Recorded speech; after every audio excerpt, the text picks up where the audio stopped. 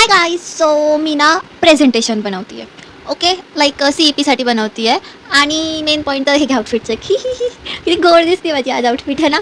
मी फक्त घरात घालते आणि आज मी कुठं बाहेर नाही जाणार. गेले जरी तरी मी तुम्हाला दाखविलं, जर समजा गेले तर मी तुम्हाला दाखविलं. सो आता मी काय बनवते आहे, मी आता PPT बनवते आहे. म्हणजे केस किती छान दिसत आहेत. बर्गंडी कलर दिसत आहेत का तुम्हाला? मला दिसत आहेत, कारण जाऊ द्या, माझा कॅमेरा एवढा चांगला नाही की तुम्हाला बर्गंडी कलर दिसतील त्याचे. ओके, बाहेर गेले होते, काम होतं खूप सारं. HP गॅसच्या तिथं गेले होते. त्याच्यानंतर मी पब्लिकवरती चक्क शूट केली. बघा मग चितळ्यांकडं गेलो, जरा काम होतं तिथं घेतलं, काहीतरी घ्यायचं होतं मम्मीला म्हणून. मग बदाम मिल्कशेक पिला. त्याच्यानंतर फुलं घेतली उद्यासाठी. मग नंतर बस स्टॉपवर चालले होते आणि सनसेट बघा किती भारी होत होता यार, किती भारी वेदर होतं. आणि त्याच्यानंतर बस मिळाली.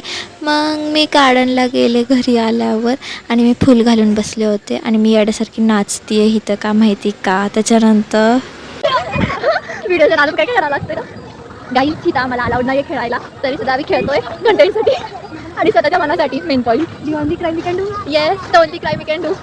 बाकी पण करू शकतो, पण नको कशाला, करिअर बनवायचं आहे अजून, नाही का, म्हणून. अजून 8 इयर्स राहिले. 20 वर्षाचं होत आम्ही ह्या वर्षी. एवढं जगणार आहे का आपण.